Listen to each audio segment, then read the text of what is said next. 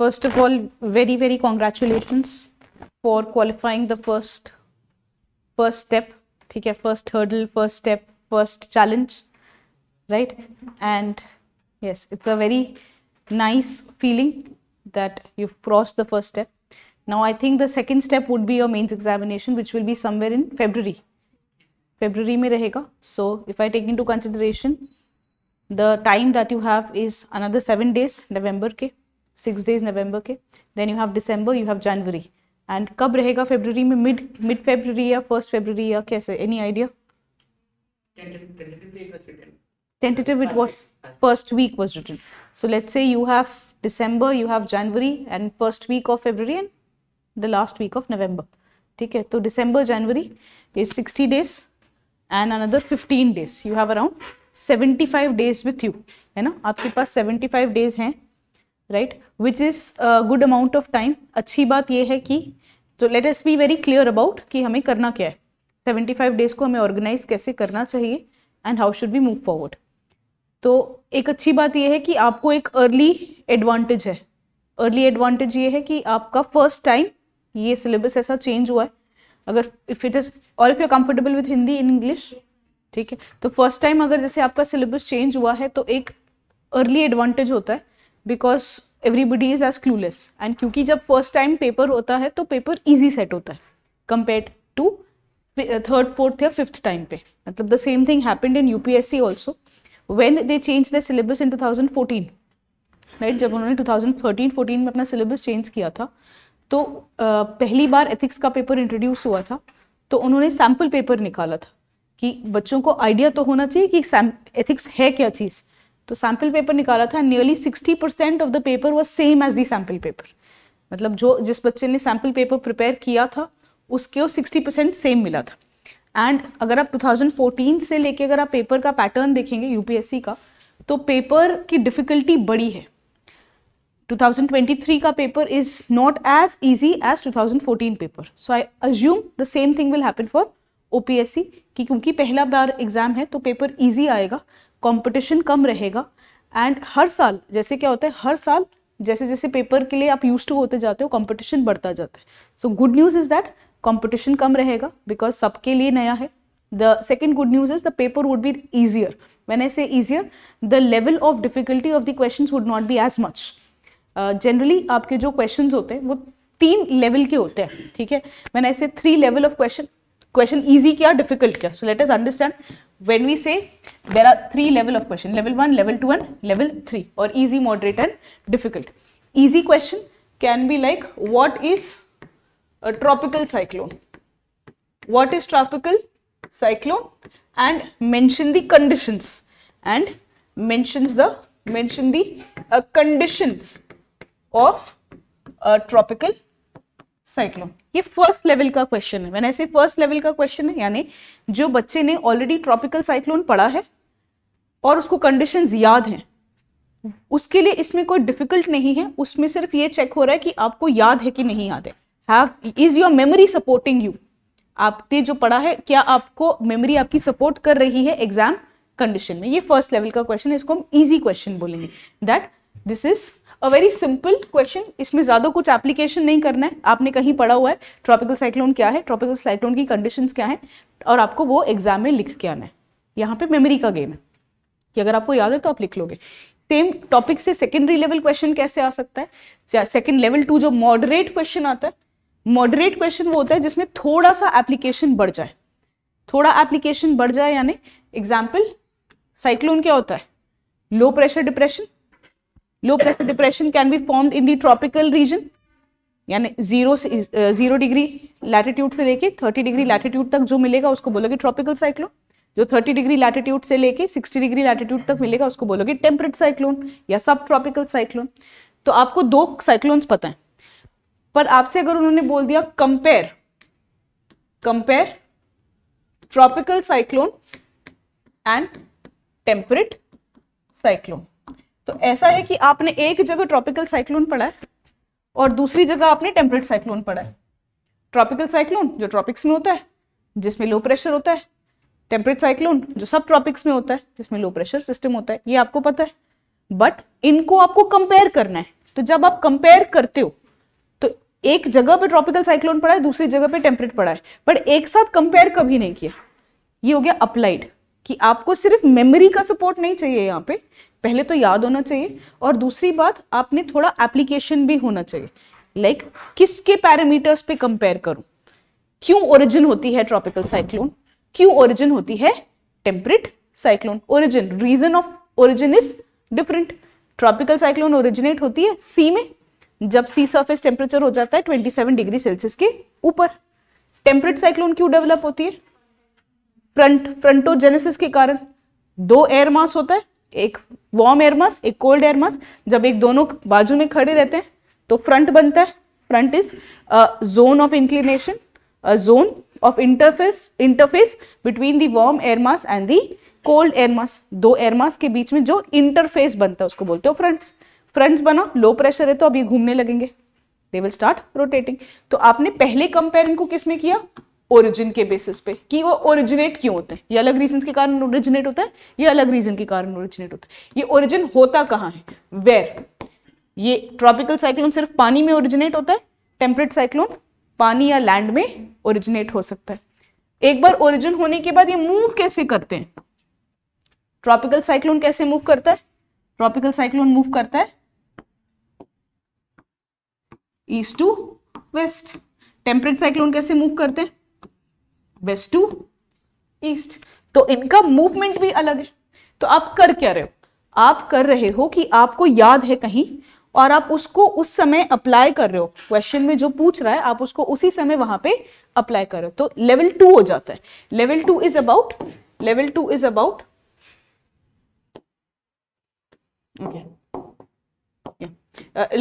Is about memory plus application. Memory तो चाहिए ही, but application भी उस समय करते आना चाहिए। ये एक स्टेप आगे बढ़े। लेवल 3 जो होता है which is a difficult question. When I से डिफिकल्ट, कब डिफिकल्ट बन जाता है, जब आपको हवा ही नहीं है कि क्वेश्चन क्यों पूछा है, कहां से पूछा है, कैसे पूछा है। ठीक है, सपोज एक tropical cyclone I, let's say Amphan.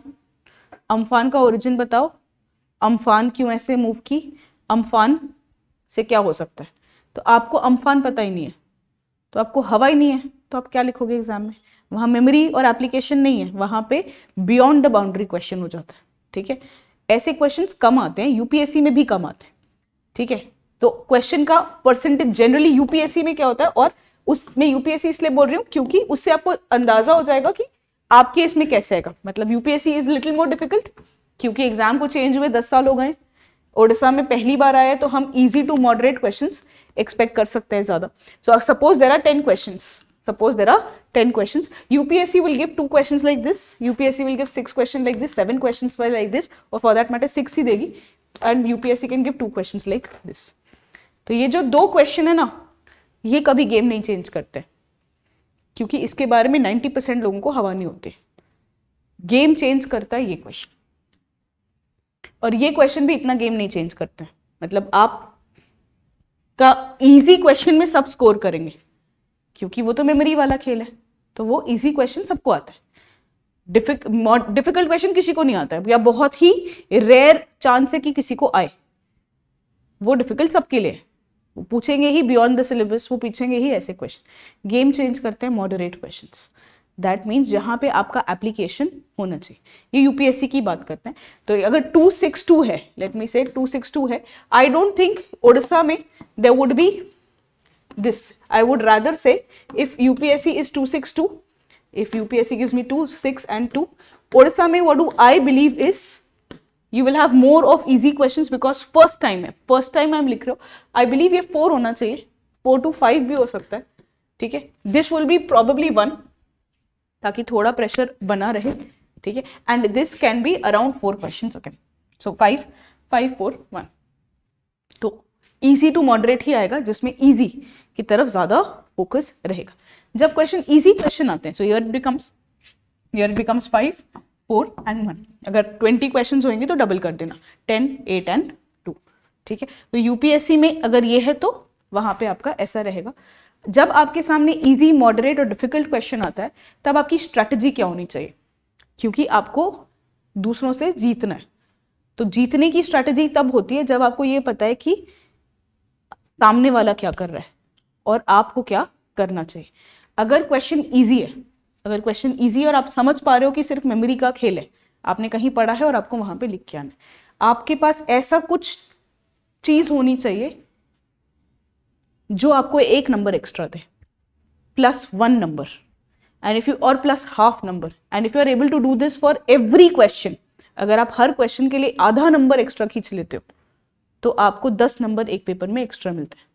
10 से 12 नंबर अगर आपको एक, क्योंकि 20 क्वेश्चन होते हैं, 10 से 12 नंबर अगर आपको एक क्वेश्चन पे एक पेपर में मिल गए तो आपको ओवर द टाइम 4 पेपर्स में 40 to 48 नंबर एक्स्ट्रा मिल जाता है। 40 to 48 नंबर एक्स्ट्रा यानी बहुत मैटर चेंज हो जाता है, गेम काफ़ी चेंज हो जाती है। तो जब क्वेश्चन ईजी आता है तो स्ट्रैटेजी होनी चाहिए कि मैं ऐसा क्या करूं कि मुझे आधा नंबर एक्स्ट्रा मिले। आधा नंबर एक्स्ट्रा तब मिलता है जब ज्योग्राफी के लिए आप डायग्राम बनाओ, जब आप एग्जाम्पल लिखो। आधा नंबर एक्स्ट्रा तब मिलता है जब आपको पता है कि आपके कॉम्पिटिटर ने तो ये नहीं किया होगा पर आप ये कर रहे हो, that is writing some case study, writing some example, drawing some diagram. How many of you feel कि डायग्राम बनाना नहीं अच्छा लगता है? डायग्राम बनाना अच्छा नहीं लगता है, तो डायग्राम क्यों बनाना अच्छा नहीं लगता है? क्या प्रॉब्लम लगता है बताओ, कुछ तो बात होगा। डायग्राम के लिए तो डेटा और डेटा अलग बात हो गई, डायग्राम अलग बात हो गई।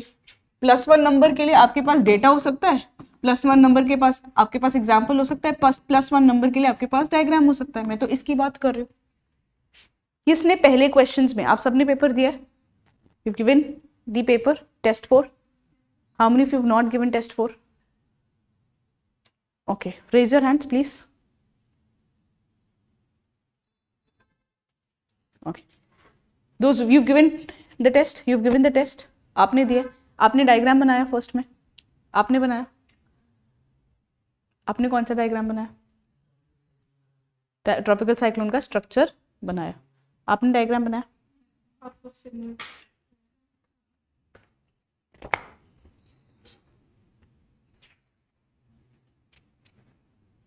वेरी गुड, ठीक है, फाइन, आपने हर क्वेश्चन में डायग्राम बनाया।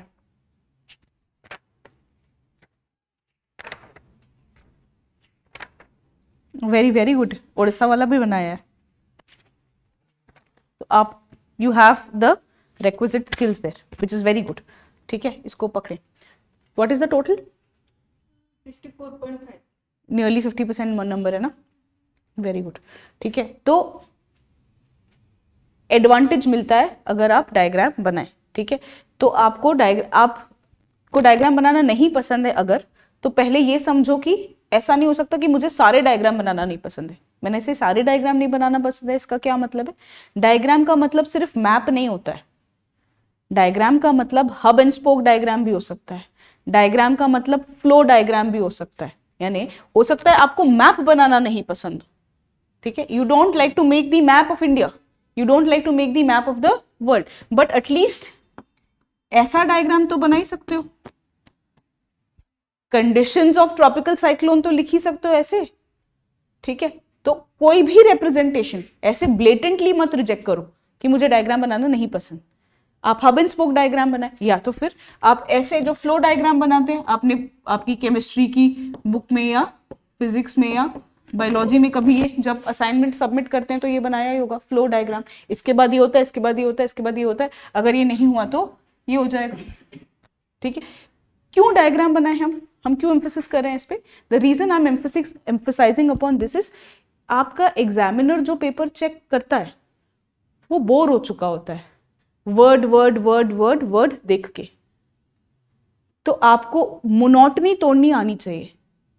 आपके लिए आपका काम है उसके लिए चीजें बहुत आसान करना, make things easier for him, कि वो अगर सिर्फ इंट्रोडक्शन भी पढ़ लिया और डायग्राम भी देख लिया तो उसको पता है कि आपने एड्रेस किया है डिमांड ऑफ द क्वेश्चन, आपने डिमांड अच्छे से एड्रेस की है। तो आपको मोनोटनी तोड़नी है, आपको अपनी मार्कशीट बेचनी, आपको आपकी आंसर शीट बेचनी होती है कि आपका वो इसका क्यों पढ़े और आपका क्यों नहीं पढ़े, क्योंकि उसने कुछ उसको एक्स्ट्रा दिया है कि वो पढ़ के उसको अच्छा लगे। किसी ने कभी पेपर चेकिंग की है?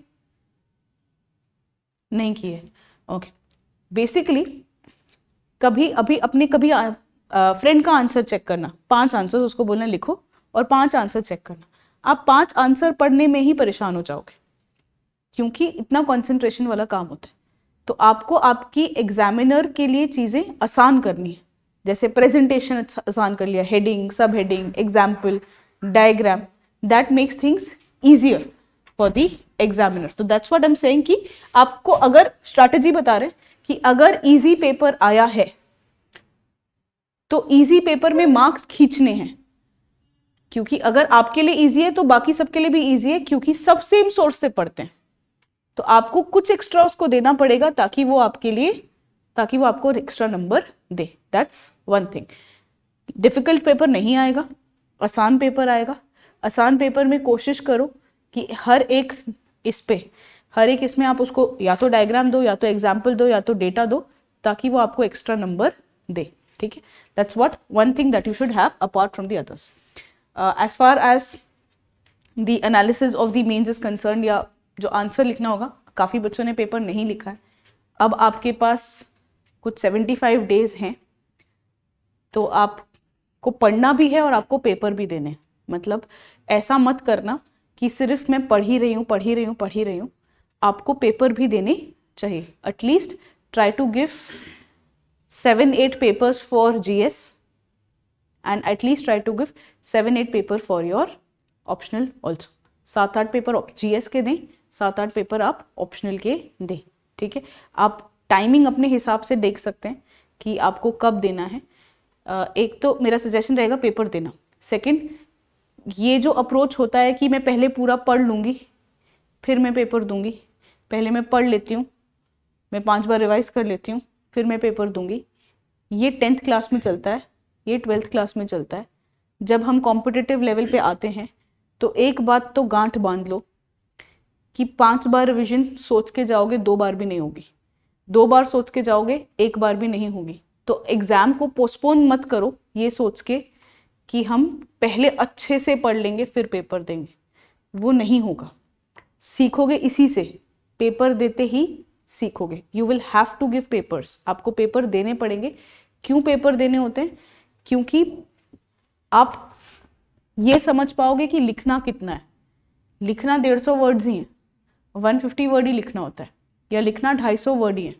जब हम पढ़ते हैं तब हम 1000 वर्ड पढ़ते हैं, और हम चाहते हैं कि वो 1000 वर्ड हमको लर्न हो और 1000 वर्ड पेपर पे लिखे, तो आप 2 ही आंसर लिख पाओगे। आपको 2 आंसर नहीं लिखने, आपको 20 आंसर लिखने, आपको 10 आंसर लिखने। तो बहुत ज़्यादा लिखना नहीं होता है कि बहुत ज़्यादा पढ़ेंगे और बहुत ज़्यादा याद करेंगे और बहुत ज़्यादा लिखेंगे, उतना टाइम नहीं होता है। अगर हम प्रैक्टिकल बात करें पेपर लिखने की, मतलब आज पेपर डिस्कस तो करेंगे बट साथ साथ बाकी चीज़ें भी समझ लो जो इम्पोर्टेंट है, जो आपकी प्रिपरेशन के लिए अभी 75 डेज जो हैं उसके लिए इम्पोर्टेंट है। वो ये है कि पढ़ाई करो बट अपने आंसर्स भी लिखो। हफ्ते में एक दिन टेस्ट दे दो।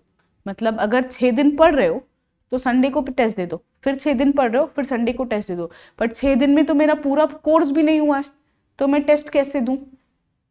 ये प्रैक्टिकल रियलिटी है कि टेस्ट पूरा शायद कोर्स कंप्लीट करने में प्रॉब्लम जाएगा, बट उसके कारण टेस्ट नहीं दूं ऐसा अप्रोच मत रखो। ठीक है, डोंट डू दैट, बिकॉज वहां पे आपको अल्टीमेटली वो जानेगा किस चीज से, आपका एग्जामिनर आपको सिर्फ इस चीज से जानेगा कि आपने क्या लिखा है, आपने क्या लिखा है। तो अगर आप पेपर देते हो, कितने लोगों ने पेपर दिया है? How many of you have given the paper? 1 2 please raise hand. कितने लोगों ने टेस्ट 4 दिया है या पेपर दिया है? ओके, क्या एक्सपीरियंस रहा है आपका पेपर लिखते समय? Whatever you have told, that is correct only. That is correct. Whatever I have told is नहीं, आपका क्या एक्सपीरियंस रहा? मेरा एक्सपीरियंस है कि मैं जितना पढ़ के आया था उतना बिल्कुल नहीं लिख पाया, ऐसे 2 क्वेश्चन में छोड़ दिया हूँ पूरा। ठीक है, क्योंकि आपको टाइम मैनेज नहीं हो पाया। हाँ। क्योंकि आपको लगा कि पहले पेपर में, मतलब 8 पेपर में मैं 8 क्वेश्चन में इतना अच्छे से लिख लूँ कि मुझे ज़्यादा नंबर मिलेंगे, बट लास्ट के दो क्वेश्चन बहुत लिख लियो तो बाद के क्वेश्चन नहीं मैनेज कर पाए हो। ठीक है, आपका क्या एक्सपीरियंस रहा? सेम एक्सपीरियंस था कि टाइम मैनेज नहीं हो पाया। तो आप एक और चीज समझो, अगर आप 10 क्वेश्चन लेते हो, ठीक है, हम फैक्ट पे ही खेलते हैं, अगर आप 10 क्वेश्चन लेते हो, ठीक है, यू हैव 10 क्वेश्चन, अगर आपने 10 क्वेश्चन लिए, यहाँ पे एक सिनारियो, यहाँ पे दूसरा सिनारियो, यहाँ पे तीसरा सिनारियो, सपोज आपने 6 क्वेश्चन बेस्ट लिखे हैं, बेस्ट जो आपने पढ़ा था वो लिख लिया, और 4 क्वेश्चन आपने छोड़ दिए, ठीक है, यहाँ पे आपने 4 क्वेश्चन बेस्ट लिखे, 2 क्वेश्चन मॉडरेट लिखे, और फॉर दैट मैटर 4 बेस्ट लिखा, 3 मॉडरेट लिखा और 3 छोड़ दिए, ठीक है, या 4 मॉडरेट लिखे, ठीक है। यहाँ पे मैंने यहाँ पे 3 छोड़े थे, 6 एंड 4 छोड़ दिए थे, मैंने यहाँ पे 4 छोड़ दिए थे क्योंकि मैं 6 बेस्ट आंसर्स लिख रही थी। सेकंड सिनेरियो है कि 6 बेस्ट नहीं लिख रही हूँ मैं, 4 ही बेस्ट लिख पा रही हूँ, 4 मॉडरेट लिख पा रही हूँ, ठीक है, 4 बेस्ट लिख रही हूँ, 4 मॉडरेट लिख रही हूँ, बाकी मैं 2 छोड़ दे रही हूँ, ठीक है। तो मतलब इसका जो 2 बेस्ट था, 2 बेस्ट की जगह पे मैंने 4 मॉडरेट कर ली, यहाँ पे 6 बेस्ट की जगह पे 4 बेस्ट कर लिए, 2 मैंने छोड़ दिए। तीसरा केस है कि मैंने 3 ही बेस्ट लिखे हैं, मैंने 3 मॉडरेट लिखे हैं, और मैंने 4 जो है वो बस कंप्लीट किए, just for the sake of completing I have completed. मैंने बेस्ट नहीं लिखे हैं बट मैंने सेक ऑफ कंप्लीशन के लिए लिखे। अगर मैं बेस्ट आंसर लिखती हूँ, लेट्स से सब 10 नंबर के ही हैं, 10 मार्क्स के ही हैं, अगर मैं बेस्ट आंसर लिखती हूँ तो मुझे कितना नंबर दे देगा 10 में से? 5.5, मुझे 5.5 दे देगा। मुझे कितने नंबर मिलेंगे? मुझे 33 नंबर मिलेंगे। कितने में से? 100 में से, ठीक है, मुझे 33 नंबर मिलेंगे।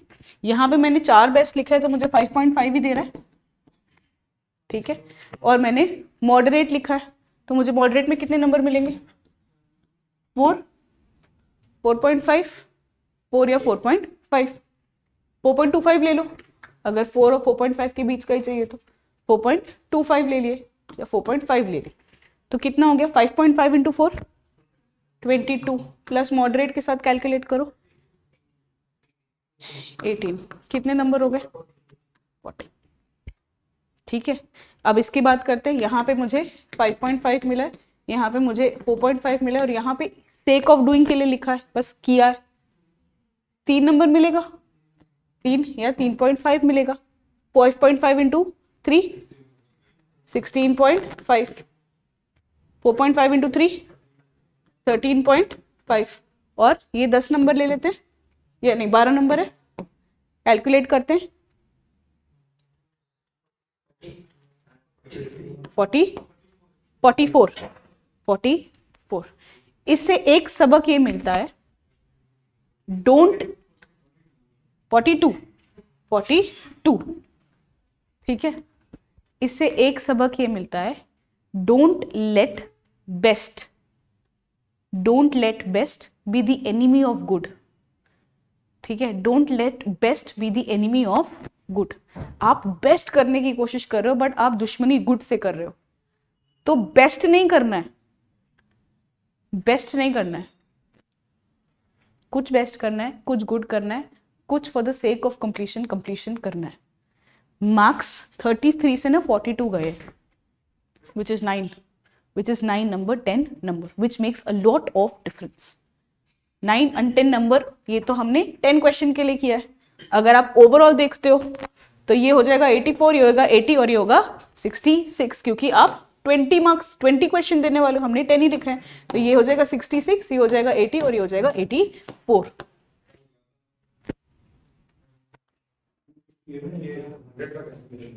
हाँ ठीक है, हाँ और ज्यादा रहेगा, ठीक है।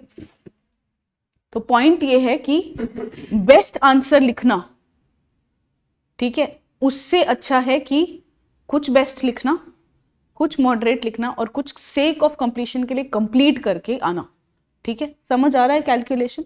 सिंपल कैलकुलेशन है। Don't let best be the enemy of good, ये फर्स्ट लेसन है आपका। पेपर कंप्लीट करना ही है। अरे मैं इससे अच्छे आंसर लिख सकती थी, मैंने ज्यादा पढ़ा था, टाइम नहीं है ना, टाइम नहीं है। वहां पे सबसे बड़ी प्रॉब्लम होती है टाइम मैनेजमेंट की।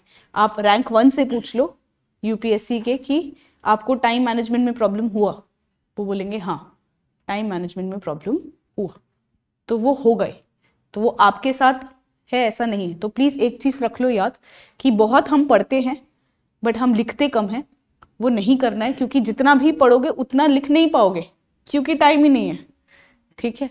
टाइम होता तो अलग बात थी। तो आपको लिखना है पेपर, हफ्ते में एक पेपर तो आप लिखें, ठीक है। That is what I would try to suggest. अगर आप 75 डेज में हफ्ते में एक लिखते हैं तो आप 12 पेपर लिख पाओगे, ठीक है। उतना भी पेपर लिख लोगे तो बहुत है, it is more than enough. अभी आप इनिशियली फोकस करोगे शायद ज़्यादा पढ़ने पे, बट कम जनवरी तब आप लिखने पे ज़्यादा फोकस करोगे, क्योंकि अभी आपको पढ़ना भी है, तो आप पढ़ने पे फोकस करेंगे तो हफ्ते में एक दिन देने की कोशिश करो। जब बाद में आएगा तो आप यूपीएससी ओपीएससी जैसे 2-2 पेपर दे के देखना कि एक दिन में 2 पेपर देना है, फिर एक दिन में 2 पेपर देना है। तो क्वेश्चन मेरा सजेशन ये रहेगा कि 8 पेपर रखें, जीएस के लिए 8 पेपर रखें, ऑप्शनल के लिए एटलीस्ट उतना तो आप कोशिश करें देने का, साथ साथ पढ़ते भी जाएं, but then try to give this much, right. Now let me start off the discussion. In the discussion कैसे अटेम्प्ट करना है, क्या अटेम्प्ट करना है, स्ट्रैटेजी में अभी तक क्या देखा, क्योंकि अगर इजी क्वेश्चन आएगा तो आपको एग्जामिनर को कुछ एक्स्ट्रा देना चाहिए, ताकि उसके पास कोई ब्राउनी पॉइंट देना चाहिए ताकि आपको extra number they. Second is paper completion करना ही है, don't let best be the enemy of the good, you have to complete the paper. Is it fine? Now, so let me start off the discussion with of the paper. The first discussion was, the first question